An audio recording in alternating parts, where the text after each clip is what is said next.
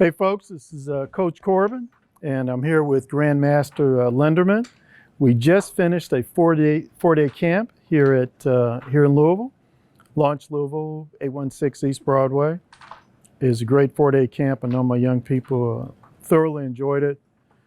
I enjoyed my time with the Grandmaster, and I hope the Grandmaster enjoyed his time with us. Well, I didn't just enjoy it a little, but I enjoyed this whole process a lot. I really always like to see young players who are trying to get better at chess and hopefully future Grandmasters. Great, great. Is this your first time in Louisville? First time in Louisville ever. Really? Great. First time in Kentucky in general. Okay. That adds to my new state collection. Okay. Now I might have broken like close to 25 out of 50. Wow. Now after this camp, where are you going? I'm going to Detroit tonight. After here, you're going to Detroit. What do you be doing in Detroit? Yeah, in Detroit, I'm going to be doing a simul.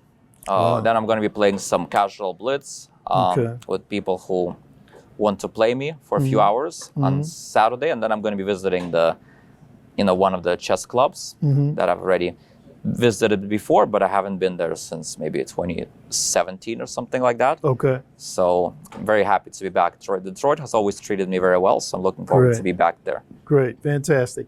And where's your home base right now? I live in New York. In New York? New York City. New York City? Okay. Brooklyn. Fantastic. Brooklyn? All right. But you are a professional chess player, professional chess coach. Okay. Yeah, so chess professional is the easiest way to put it. Do a lot of traveling overseas?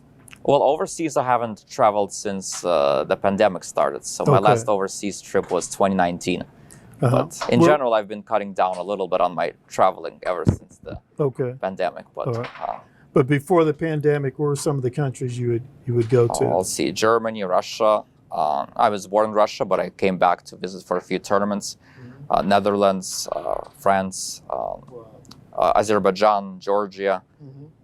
Some countries in Latin America, Mexico, Canada, just to name a few. Qatar, so some exotic countries. So at those places, you would be at cash prize tournaments? Usually, yeah, it would be. Well, I mean, yeah, I would typically play a cash tournament unless it would be the Olympiad or World Team Championship where I would be representing my team.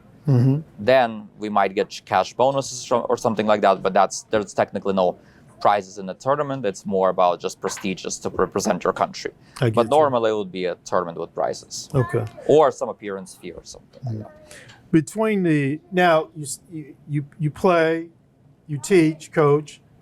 Do you also offer products, magazines, videos, or anything like that? Well, I mean, I'm actually working on a Chessable course right now online, but I guess I'm still like far away from, I only started working on it, so it'll probably only be released maybe at some point next year, I'm guessing, because it's going to be a lot of work. I mean, I've also done a lot of YouTube videos, which they're not on my channel, but I've done YouTube videos for US Chess School. They get on YouTube. The US Chess School is like one of the organization for the most talented kids. Masters, experts, and people like that, and also St. Louis Chess Club. So, so you can actually, if you search me on YouTube, search YouTube and then Lenderman, you can find a lot of either my past interviews or a bunch of my videos. Okay. You have a Facebook page? I have a Facebook page. Yeah, okay. So people now on your Facebook page, what do you usually post? I don't post that much on Facebook, but occasionally I can post something. But I mean, I answer messages and I'm there relatively actively, but I don't post that much there. Right. But occasionally I could. Right, okay. You're a chess professional now. At some point in your life, you said, hey, this is what I want to do on a full-time basis. Do you recall that light bulb moment when you said, this is it, I'm going to become a chess professional? Well, that was when I was when I was an international master, and I started working with the coach, Georgi Kachashvili, who's a grandmaster, and he instilled a new way of thinking in my game it opened up so many new dimensions to the way I was thinking about chess that I realized, wow, I can become so much better now. I can become like maybe one of the world's top players someday. And that's when I started to really believe in myself. And parallel to that, I started getting great results as well. So I thought, okay, that makes sense for me to try to become a chess player. College, I can always come back to later.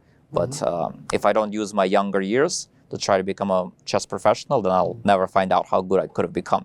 because it's much harder to improve as the older you become, the harder it is to improve. So I wanted to use my younger years to try to do my best. So if you were to give some advice to a young person who might be thinking about becoming a chess professional, what are a couple of things you might say to him or her? Yeah, well, you have to make sure you love the game, obviously, because it's a little bit of a risky field. I think one of the big indications that I wanted to go for chess profession is because I thought even if I can't make it to the world's elite, top 10 player in the world, I can still always coach chess. And I knew that coaching chess is something that I also genuinely enjoy, and it pays pretty well overall. So I thought that I have a safety net in coaching. But for people who don't like chess so much, and for people who don't really plan on coaching and doing other things, then it probably might be better to just try to go the other route, the academic route. But the thing is, in life, you have to try to find something that you truly enjoy, have a passion for. Right. It has to be something relatively practical in terms of for making money, but more importantly is to make sure you enjoy what you're doing. Because if you enjoy what you're doing, typically money will follow. And I just wanted to say again, thank you so much for coming. And I also want to use this opportunity to thank Daryl Mott for the key role he played in bringing you here. Launch Louisville Chess Club, the Kentucky Chess Ambassadors, and so many other people, and instrumental in bringing you here and taking care of you while you're here. Who are some of the grandmasters you've met? Well, I've met tons, but I mean, of the top players, I mean, I've met most world champions. So I've met Magnus Carlsen several times in tournaments.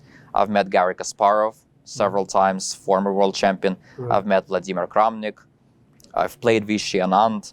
So I've played Vishy? Yes. Oh, okay. I've met a lot of even world champions or former world champions, and I've played pretty much all of the top American players, except for Levan Aronin, who just transferred, and I'll play him in this year's U.S. Championship for the first time. All right.